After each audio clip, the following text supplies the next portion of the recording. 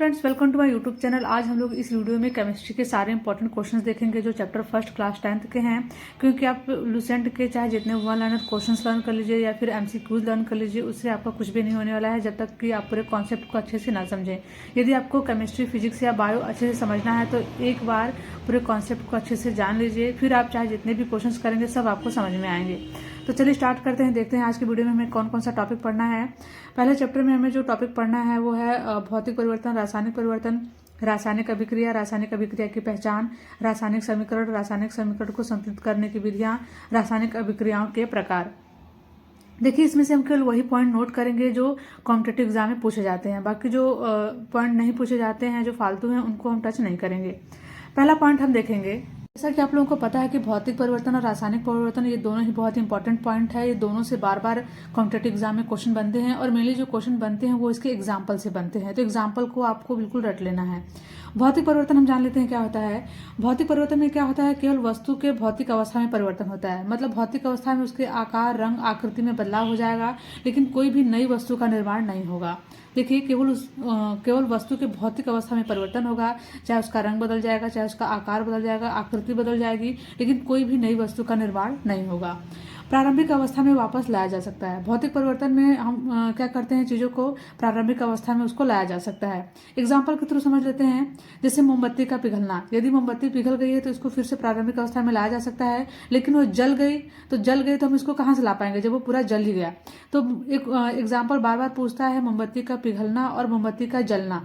तो देखिए, जो मोमबत्ती का पिघलना है वह एक भौतिक परिवर्तन है और जो मोमबत्ती का जलना है वह एक क्या है, रासायनिक परिवर्तन है। एक और एग्जाम्पल हम देख लेते हैं, बल्ब का प्रकाशित होना और बुझना। यह भी क्या है, एक भौतिक परिवर्तन है। और एक आपको सिंपल सा एग्जाम्पल है तो पता ही होगा कि बर्फ से जल का बनना, जल से बर्फ का बनना, ये भी क्या है, भौतिक परिवर्तन है। नेक्स्ट हम देखते हैं रासायनिक परिवर्तन क्या होता है। तो रासायनिक परिवर्तन में नए पदार्थ का निर्माण होता है। रासायनिक परिवर्तन में क्या होता है, नए पदार्थ का निर्माण होता है और जो पदार्थ बनता है वह क्या होता है, पूरी तरह से अस्थायी होता है, इसलिए उसको प्रारंभिक अवस्था में वापस नहीं लाया जा सकता। यह क्या हो गया, रासायनिक परिवर्तन हो गया। इसके एग्जाम्पल हम देख लेते हैं। हम रासायनिक परिवर्तन के एग्जाम्पल देख लेते हैं। जैसे मोमबत्ती का जलना हो गया, लोहे पर जंग लगना, सेब को काटना। मोमबत्ती का जलना ये और लोहे पर जंग लगना, ये दोनों ही बहुत इंपॉर्टेंट है। ये दोनों ही बार बार एग्जाम में पूछे जाते हैं। सेब को काटना ये भी जानते रहे, ये भी क्या होता है, आपका रासायनिक परिवर्तन होता है। नेक्स्ट हम देखेंगे रासायनिक अभिक्रिया। देखिए, यदि आप केमिस्ट्री पढ़ रहे हैं तो इसमें जो केमिकल रिएक्शन है आपको इसको बिल्कुल भी हल्के में नहीं लेना है और ये जानते रहिए कि क्वेश्चन कहाँ से बनता है। तो क्वेश्चन इसके कंपाउंड से बनता है, कभी कभी इसका सूत्र पूछता है तो कभी कभी इसका रासायनिक नाम पूछता है। आपको ये सब जानना है। जैसे कि NH4Cl है, इसका रासायनिक नाम क्या है, तो इसका रासायनिक नाम क्या है, ये अमोनियम क्लोराइड हो जाएगा। और ये क्या है, CO है, ये कैल्शियम ऑक्साइड हो जाएगा। और ये क्या है, आपका कैल्शियम क्लोराइड है, ये जल का सूत्र है। और ये क्या है, अमोनिया का सूत्र है। कितनी बार तो जल का सूत्र पूछा हुआ है, कितनी बार अमोनिया का सूत्र पूछा हुआ है। इसलिए आपका केमिकल रिएक्शन क्या हो जाता है, बहुत ज्यादा इंपॉर्टेंट हो जाता है। क्योंकि कभी कभी तो ये रिएक्टेंट से क्वेश्चन बन जाता है और कभी कभी पूरे प्रोडक्ट से क्वेश्चन बन जाता है। इसलिए आपको किसी भी केमिकल रिएक्शन को बहुत ही ध्यान से पढ़ना है, इसको बिल्कुल भी हल्के में नहीं लेना है। तो यहाँ पे इस रासायनिक अभिक्रिया से हमको क्या मिल रहा है, पहले तो नौसादर का सूत्र क्या होता है, तो अमोनियम क्लोराइड होता है, NH4Cl। और यहाँ ये क्या है, कैल्शियम ऑक्साइड है। देखिए, कई बार आपको एग्जाम में मिला होगा कि बिना बुझे हुए चूने का सूत्र बताइए या फिर बुझे हुए चूने का सूत्र बताइए। ये दोनों ही बहुत ज्यादा इंपॉर्टेंट है, इसको आप इंपॉर्टेंट लिख लीजिएगा। ये जो CaO होता है वो बिना बुझे हुए चूने का सूत्र होता है, और जो CaOH का ट्वाइस होता है, मतलब कैल्शियम हाइड्रोक्साइड होता है, वो बुझे हुए चूने का सूत्र होता है। आपको ये दोनों ही बिल्कुल ध्यान में रखना है। ये थोड़ा सा कंफ्यूजिंग होता है तो आप इसको ऐसे याद कर लीजिएगा। तो नौसादर का यदि फॉर्मूला पूछे तो क्या हो जाएगा, अमोनियम क्लोराइड हो जाएगा। और ये क्या है, कैल्शियम ऑक्साइड है, कैल्शियम ऑक्साइड। और इसको क्या बोलते हैं, बिना बुझा हुआ चूना बोलते हैं। और ये कैल्शियम क्लोराइड हो गया आपका।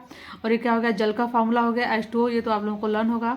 और ये अमोनिया का भी फॉर्मूला जानते रहिए, क्या होता है, NH3 होता है। देखिए, नेक्स्ट हमें क्या पढ़ना है, रासायनिक अभिक्रिया की पहचान। वैसे तो ज़्यादा इंपॉर्टेंट नहीं है, लेकिन NCERT में दिया हुआ है तो इससे भी क्वेश्चन बन सकते हैं। रासायनिक अभिक्रिया की 4 पहचान होती है। कौन कौन सी होती है, पहला है अवस्था में परिवर्तन, दूसरा है ताप में परिवर्तन, तीसरा है रंग में परिवर्तन और चौथा है गैस का निकलना। इसमें क्या कर सकता है, कभी कभी आपको कि केवल एक ऑप्शन में दे सकता है और 3 रॉन्ग दे सकता है, या फिर 3 ऑप्शन में दे सकता है और 1 रॉन्ग दे सकता है। इसलिए आप चारों ही पॉइंट को ध्यान में रखते रहिए। अब हम एक नोट करने वाला पॉइंट देखेंगे। मैग्नीशियम का टुकड़ा चमकदार श्वेत लौह के साथ जलता है और श्वेत चूड़ में बदल जाता है। यह मैग्नीशियम ऑक्साइड का चूड़ है। देखिए, बहुत ही इंपॉर्टेंट है क्योंकि इससे बार बार एग्जाम में क्वेश्चन बने हुए हैं। इससे कम से कम आपके 3 से 4 क्वेश्चन बन रहे हैं। पहला देखिए, मैग्नीशियम का सिंबल पूछ लेगा तो क्या होता है, तो मैग्नीशियम का सिंबल Mg होता है। मैग्नीशियम का सिंबल कितना होता है, Mg होता है। मैग्नीशियम का टुकड़ा चमकदार श्वेत लौ के साथ जलता है। देखिए कॉम्पिटेटिव एग्जाम में क्वेश्चन कहाँ से बना हुआ है, पूछता है कि मैग्नीशियम का टुकड़ा जब जलता है तो जो उसकी फ्लेम होती है वो किस कलर की होती है, तो जो उसकी फ्लेम होती है वो सफेद रंग की होती है। किस कलर की होती है, तो सफेद रंग की होती है। और जलने के बाद जो उसका चूड़ होता है, जो पाउडर होता है, वो किस कलर का होता है, तो वो भी सफेद रंग का होता है। ये यहाँ से आपके 3 क्वेश्चन मिल गए। फिर चौथा क्वेश्चन आपका ये है कि जब मैग्नीशियम ऑक्सीजन से रिएक्शन करता है तो क्या बनाता है, मैग्नीशियम ऑक्साइड बनाता है। ये आप ये भी कह सकते हैं ये धातु है और ये क्या है, ऑक्सीजन है। जब धातु ऑक्सीजन से रिएक्शन कर रहा है तो क्या बना रहा है, धातु ऑक्साइड बना रहा है, या फिर उसको मैग्नीशियम ऑक्साइड बोल सकते हैं। ठीक है, नेक्स्ट पॉइंट देखते हैं। नेक्स्ट पॉइंट देखते हैं, एक रिएक्शन है। यदि आप केमिस्ट्री पढ़ रहे हैं तो केमिस्ट्री में जितने भी रिएक्शंस है आपको बिल्कुल ध्यान से पढ़ने हैं। उसमें जो मेनली जो कंपाउंड है, उनके जो रासायनिक नाम है, जो उनके फॉर्मूले हैं, आपको बहुत ही ध्यान से पढ़ने हैं, क्योंकि ज़्यादातर जो क्वेश्चन बनते हैं वो यहीं से बनते हैं। जैसे ये जिंक हो गया, जेडन को क्या कहते हैं, जेडन जिंक का जो सिंबल होता है वो जेडन होता है। ये H2SO4 है, H2SO4 है। इसका फॉर्मूला तो कई बार एग्जाम में पूछा हुआ है कि सल्फ्यूरिक एसिड का सूत्र क्या होता है, तो इसका सूत्र जो होता है वो होता है H2SO4। जब जिंक जो है सल्फ्यूरिक एसिड से रिएक्शन करता है तो जिंक सल्फेट बनाता है और हाइड्रोजन गैस निकलती है। ये जो सिंबल ऊपर की साइड बना हुआ है इसका मतलब ये है कि हाइड्रोजन गैस यहाँ से निकली है। ठीक है, देखिए कई बार एग्जाम में ये भी पूछा गया है कि ये जो जिंक है ये H2SO4 से रिएक्शन कैसे कर पाता है, क्योंकि ये जो जिंक होता है वो H2 से ज़्यादा रिएक्टिव है। जिंक क्या है, वो हाइड्रोजन से हाईली रिएक्टिव है, इसलिए क्या करता है, H2 को रिप्लेस करके यहाँ पे खुद आ जाता है और H2 को क्या कर देता है, यहाँ से हटा देता है। मतलब यहाँ पे अब क्या आ गया, जिंक आ गया, क्योंकि H2 से क्या है, ज़्यादा रिएक्टिव है, तब यहाँ पे जिंक सल्फेट बन गया और हाइड्रोजन गैस यहाँ से निकल गई। ठीक है, तो यहाँ पे आपको 2 चीज़ें ध्यान में रखनी है। पहला तो सल्फ्यूरिक एसिड का फॉर्मूला क्या होता है, तो इसका फॉर्मूला होता है H2SO4, और जिंक का सिंबल क्या होता है, जेडन होता है। और जेडन जो है H2 से क्या है, ज़्यादा हाईली रिएक्टिव है, इसलिए क्या कर दे रहा है, इसको रिप्लेस कर दे रहा है। ठीक है, नेक्स्ट पॉइंट हम देखते हैं, रासायनिक समीकरण। रासायनिक समीकरण को संतुलित करने की पूछ सकता है कि कुल कितनी विधियां होती हैं, तो कुल 4 विधियां होती हैं, लेकिन आपको क्लास 10th में केवल एक ही विधि पढ़ना है, जांच एवं त्रुटि विधि, या फिर इसको अनुमान विधि भी कहा जाता है। बाकी जो 3 विधियां हैं ये आपको 11th-12th में काम आती हैं। बस आप जानते रहिए कि रासायनिक समीकरण को संतुलित करने की कुल कितनी विधियां होती हैं, तो कुल 4 विधियां होती हैं। पहली विधि है जांच एवं त्रुटि विधि, या फिर इसको अनुमान विधि भी कहते हैं। दूसरा है आंशिक समीकरण विधि, तीसरा है संयोजकता विधि, और चौथा है आयनिक समीकरण विधि। कभी कभी केमिकल रिएक्शन को बैलेंस करने के लिए देता है, इसलिए आप इसको भी जानते रहिए। इस साइड को क्या कहते हैं, रिएक्टेंट्स कहते हैं, और इस साइड को क्या कहते हैं, प्रोडक्ट्स कहते हैं। इसे लेफ्ट हैंड साइड हो गया और इधर क्या हो गया, राइट हैंड साइड हो गया। इसमें क्या होता है, केमिकल रिएक्शन को जब हम बैलेंस करते हैं तो left hand side number of atoms और right hand side number of atoms क्या होना चाहिए, इक्वल होने चाहिए। जैसे देखिए ये Mg है, अभी जैसे कि आपने पिछले पढ़ा कि जब मैग्नीशियम के टुकड़े को जलाते हैं तो श्वेत लौ के साथ जलता है, वही वाला रिएक्शन यहाँ पे आप देख लीजिए। ये मैग्नीशियम हो गया और ये ऑक्सीजन हो गया। ऑक्सीजन का फॉर्मूला क्या होता है, O2 होता है। जब इसको इसके साथ बंद करते हैं, जलाते हैं, तो ये क्या मिलता है, मैग्नीशियम ऑक्साइड मिलता है। ठीक है, अब हम इसके बाद चेक करेंगे कि यहाँ पे जितना मैग्नीशियम इधर है उतना ही मैग्नीशियम इधर है। तो मैग्नीशियम इधर कितना है, 1 है, इधर भी मैग्नीशियम कितना है, 1 है। लेकिन यहाँ पे देखिए, यहाँ पे ऑक्सीजन कितना है, 2 है, और यहाँ पे ऑक्सीजन कितना है आपका, 1 ही है। तो हम इसको बैलेंस करने के लिए क्या कर देंगे, यहाँ पे 2 से मल्टीप्लाई कर देंगे। ठीक है, अब यहाँ पे आपका ऑक्सीजन क्या हो गया, बैलेंस हो गया। यहाँ पे 2 ऑक्सीजन है और यहाँ पे भी आपका क्या हो गया, 2 ऑक्सीजन हो गया। लेकिन देखिए यहाँ पे अब मैग्नीशियम क्या हो गया, यहाँ पे मैग्नीशियम यहाँ पे 1 हो गया और यहाँ पे मैग्नीशियम कितना हो गया, 2 हो गया। तो मैग्नीशियम को भी हम क्या करेंगे, बैलेंस करेंगे। तो यहाँ पे देखिए मैग्नीशियम कितना है, 2 है, तो 2 से मल्टीप्लाई कर देंगे यहाँ पे, तो ये 2 हो गया। अब देख लेते हैं लेफ्ट हैंड साइड और right hand side number of atoms equal हैं। यहाँ पे देखिए मैग्नीशियम कितना है, 2 है, और इस साइड कितना मैग्नीशियम है, 2 है। यहाँ पे ऑक्सीजन कितना है, 2 है, यहाँ पे ऑक्सीजन कितना है, 2 है। तो इस तरह से हम केमिकल इक्वेशन में क्या करते हैं, बैलेंस करते हैं। नेक्स्ट हम देखते हैं पॉइंट हमारा क्या है। नेक्स्ट हमारा पॉइंट है रासायनिक अभिक्रियाओं के प्रकार।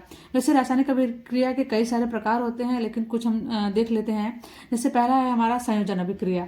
संयोजन अभिक्रिया या फिर इसे कॉम्बिनेशन रिएक्शन बोलते हैं। इससे बहुत ज्यादा क्वेश्चन बनते हैं। आप इसको एक एक रिएक्शन को बहुत अच्छे से पढ़िएगा और इसको जान लीजिए पहले संयोजन अभिक्रिया होती क्या है। संयोजन अभिक्रिया क्या होती है, 2 या 2 से अधिक पदार्थ संयोग करके एकल उत्पाद का निर्माण करते हैं। इसमें आपको नोट करने वाला पॉइंट ये है कि जो भी इसमें प्रोडक्ट बनता है वो सिंगल बनता है। कैसा बनता है, सिंगल बनता है। इसमें कोई भी बाई प्रोडक्ट का निर्माण नहीं होता है, मतलब इसमें कोई भी 2 पदार्थ का निर्माण या सह उत्पाद का निर्माण नहीं होता है। केवल इसमें जो प्रोडक्ट होता है वो कैसा होता है, सिंगल होता है। और जो रिएक्टेंट्स होते हैं वो आपके 2 या 2 से अधिक हो सकते हैं, लेकिन जो प्रोडक्ट आपको मिलेगा वो क्या होगा, सिंगल होगा, वो सिंगल प्रोडक्ट होगा। ये हो गया आपका कॉम्बिनेशन रिएक्शन। इसके एग्जाम्पल देख लेते हैं। इसके एग्जाम्पल से बहुत सारे क्वेश्चन बनते हैं, इसलिए आप इस एग्जाम्पल को बहुत ही ध्यान से देखिएगा। और इसके एग्जाम्पल पहचानने में बहुत ही आसान रहते हैं। जैसे कि अभी आपने देखा कि इसमें कोई भी बाई प्रोडक्ट नहीं मिलता है, हमें सिंगल प्रोडक्ट मिलता है। जैसे देखिए ये अमोनिया है, ये हाइड्रोक्लोरिक है और इसने इससे रिएक्शन किया तो क्या मिला, ये NH4Cl मिला, ये सिंगल प्रोडक्ट मिला, कोई भी दूसरा प्रोडक्ट इसके अलावा नहीं मिला। तो इसको हम इजिली जो है क्या कर पाते हैं, आइडेंटिफाई कर पाते हैं कि किसका एग्जाम्पल है, ये कम्बिनेशन रिएक्शन का एग्जाम्पल है। देखिए अब यहाँ पे आपको यहाँ पे क्या क्या पॉइंट नोट करना है कि हाइड्रोक्लोरिक का फॉर्मूला क्या होता है। तो हाइड्रोक्लोरिक का फॉर्मूला क्या होता है, HCl होता है। अमोनिया का क्या होता है, NH3 होता है। और नौसादर का भी हमने देखा, पीछे भी देख चुके हैं कि नौसादर का जो फॉर्मूला होता है वो क्या होता है, अमोनियम क्लोराइड होता है और ये सफेद धुएं के साथ निकलता है। ठीक है, दूसरा एक और एग्जाम्पल हम देख लेते हैं। जैसे ये CO है, CO का क्या होता है, रासायनिक नाम ये होता है कार्बन मोनोऑक्साइड, जो जहरीली गैस होती है या फिर जिसे दमा घोटू गैस कहते हैं, और ये ऑक्सीजन से ज़्यादा रिएक्टिव होती है। ये कार्बन मोनोऑक्साइड गैस जो होती है, ये कार्बन मोनोऑक्साइड जब क्लोरीन गैस, क्लोरीन का भी जानते रहिए इसका क्या होता है, फार्मूला Cl2 होता है। जब कार्बन मोनोऑक्साइड क्लोरीन के साथ रिएक्शन करती है तो ये कार्बोनिल क्लोराइड बनाती है।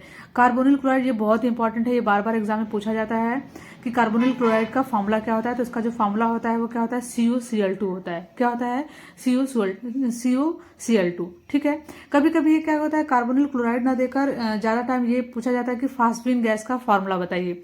फास्फीन गैस एक प्रकार की विषैली गैस या जहरीली गैस होती है जिसका फॉर्मूला होता है CuCl2। कभी कभी ये कार्बोनिल क्लोराइड करके पूछ देता है, तो कभी कभी फास्फीन गैस करके पूछ देता है। मतलब ये हर तरह से क्या है, बहुत ज्यादा इंपॉर्टेंट है। यहाँ से देखिए, मतलब यही कहने का मतलब है कि कोई भी रिएक्शन है तो बिल्कुल भी आप इसको हल्के मत लीजिए। जैसे देखिए अमोनिया का भी पूछा हुआ है, हाइड्रोक्लोरिक का भी पूछा हुआ है, नौसादर का भी पूछा हुआ है, कार्बन मोनोऑक्साइड ये तो आपको पता ही है, Cl2 यहाँ से क्लोरीन गैस हो गई, और एक कार्बोनिल क्लोराइड ये भी बहुत ज्यादा इंपॉर्टेंट है, CuCl2। इसको कार्बोनिल क्लोराइड बोलते हैं या फिर इसको फास्फीन गैस बोलते हैं, जो कि एक विषैली या जहरीली गैस है।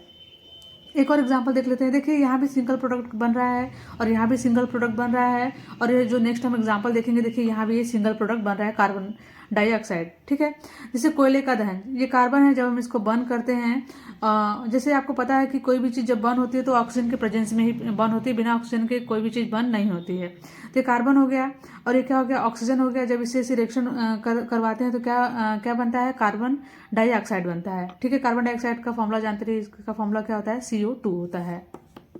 तो फ्रेंड्स आज के वीडियो में इतने ही इंपॉर्टेंट क्वेश्चंस रहने देते हैं। आप पूरे क्वेश्चन को अच्छे से नोट कर लीजिएगा, क्योंकि ये सारे ही क्वेश्चन कॉम्पिटेटिव एग्जाम में बार बार रिपीट करते हैं, पूछे जाते हैं, और ये विद कॉन्सेप्ट हैं जो कि आपको समझने में बहुत ज़्यादा आसानी होगी। इसके बाद जब आप साइंस की तैयारी करेंगे तो इससे आपको बहुत ज़्यादा इंप्रूवमेंट देखने को मिलेगा। इसलिए आप वीडियो को बिल्कुल भी स्किप करके मत देखिएगा, पूरा देखिएगा। और फ्रेंड्स यदि आपको वीडियो पसंद आता है तो प्लीज़ चैनल को लाइक शेयर एंड सब्सक्राइब कीजिएगा, और हम प्रयास करेंगे कि नेक्स्ट वीडियो में ये जो चैप्टर फर्स्ट है वो उसको पूरा कंप्लीट कर लें। तो thank you for watching this video.